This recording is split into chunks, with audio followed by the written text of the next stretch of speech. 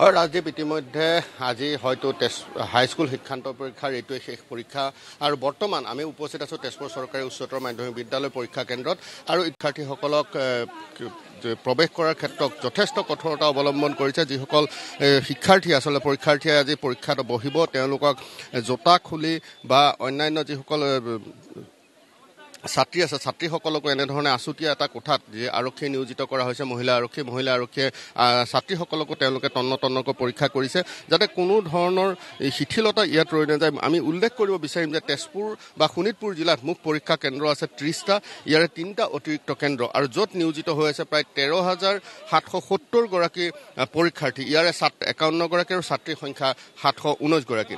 মুঠ 1300 গৰাকী নিৰীক্ষকে এই মুঠ 30টা যি পৰীক্ষা কেন্দ্ৰ আছে সেই পৰীক্ষা কেন্দ্ৰসমূহত বিশেষভাৱে তেওঁলোকে নিৰীক্ষণৰ দায়িত্বত থাকিব আৰু আমি দেখুৱাইছোঁ যে ছাত্ৰসকলক এনেধৰণে তন্নকৈ পৰীক্ষা কৰা হৈছে আৰু আমি যিসকল ছাত্ৰ আছে তেওঁলোকে যথেষ্ট দীৰ্ঘদিন অনুশীলনৰ পিছত আজি প্ৰথমবাৰ যিহেতু পৰীক্ষা দিবলৈ আহিছে, কেনেকুৱা লাগিছে?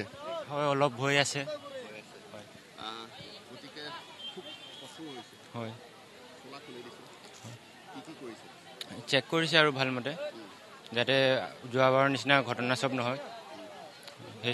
পৰীক্ষা দিবলৈ আহি প্ৰথমবাৰ জোতা খুলিব লগা হৈছে। হয় হয়, ভয় লাগিছে? অলপ আছে।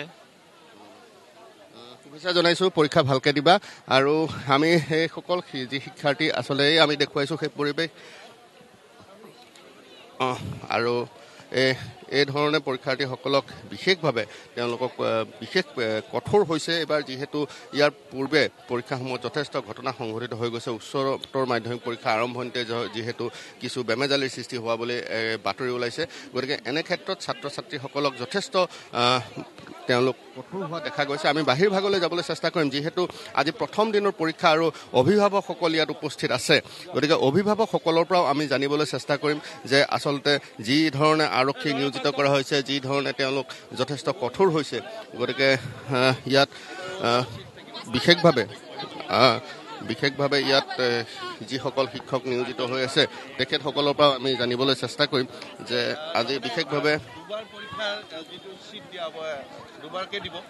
নহয় দুবাৰ OMR চিটটো প্ৰথমতে দিব। OMRখিনি তেওঁলোকে কয় 90 মিনিটৰ ভিতৰত কালেক্ট কৰিবলৈ দিয়া হৈছে। OMRখিনি 90 মিনিটৰ পাছতেই তাৰমানে কালেক্ট কৰাৰ পিছত কালেক্ট কৰি সেইখিনি এক্সট্ৰা পেকেট হ'ব, সেইখিনি আমাৰ বৰ্ডত যাব আৰু বাকী এনচাৰ চিটখিনি তেওঁলোকৰ পাছত লাষ্টত কালেক্ট কৰি সেইটো আকৌ বেলেগ জোনত পঠিওৱা হ'ব।